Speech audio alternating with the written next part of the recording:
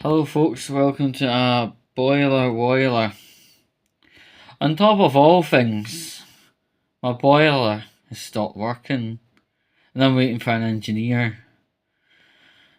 And mainly today I've been dealing with emails of quite a serious nature, and then I realised it's a bit cold. Came in, had a look and found this error code. I'm not asking any of my YouTubing audience or Rumble audience to go and chase up what could be a problem. But yeah, I've been dealing with quite a serious situation, emailing various departments and getting their advice and adding to their knowledge banks, etc. And yeah, this is probably the closest to seeing civilization I've had in I'd say, quite a few hours. Yesterday was a bit the same, and Friday was a bit the same with the amount of emails getting passed back and forth to each other, and everything else. It's tiring. Some things you have to work really, really hard for. But anyway, yeah, I think we'll use this video to talk about the Mr. Beast weather check. I thought I would have been over this topic long by now, but no.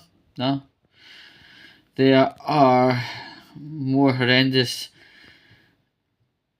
allegations about who he employs as management. Imagine employing your mum as a HR worker. How fucking desperate is that? It must have got even more desperate when he's employing two sex offenders. One that quite candidly spoke to Jimmy Donaldson's mum, Mrs. HR, if you like to call her that, about his sex crimes, and the other one that worked in the adult entertainment industry but known to sexual assault. Oh, very naughty. That is very naughty.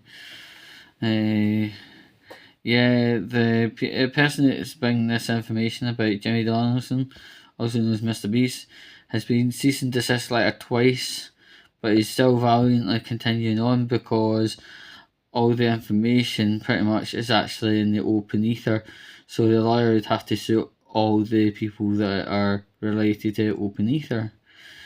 Now, it is pretty appalling that this Mr. Beast guy clearly knows of various incidents been going on in his video franchise and had done fuck all about it. Child friendly material, child friendly colour schemes, family round entertainment, yet behind the scenes there's a shite going on. It just goes to show, don't trust any entertainment source, including YouTube.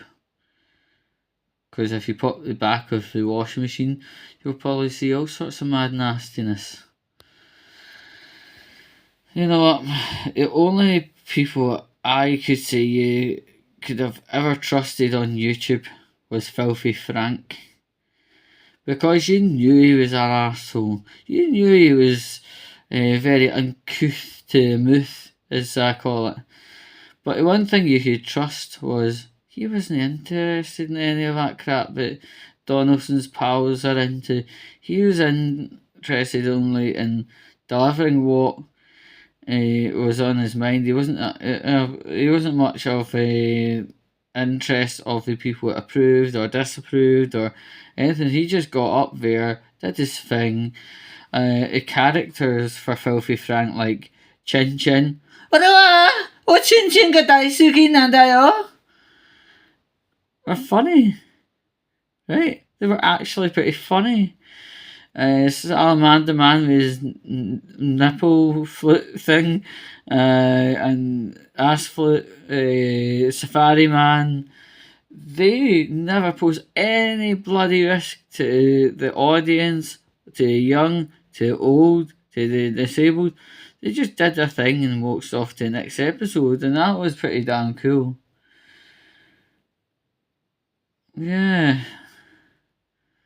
Unfortunately, the reality was Mr. Filthy Frank, right? A character also known as George Miller had kind of got it out of the way of making YouTube content, and also he was getting diagnosed with epilepsy disorder. So yeah, he really did have to pull the handbrake, but he did transition quite coyly over to music, and he smashed the fuck out of it. His music is actually very, very, very, very nice, and most of the time easy to the ear. Hip hop is not normally my normal vibe, but listening to things like Sanctuary, Tom,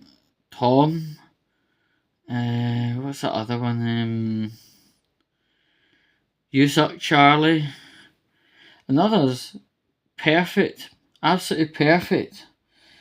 Beautiful music you can have on the background. It doesn't make anything, it doesn't turn the atmosphere or anything like it.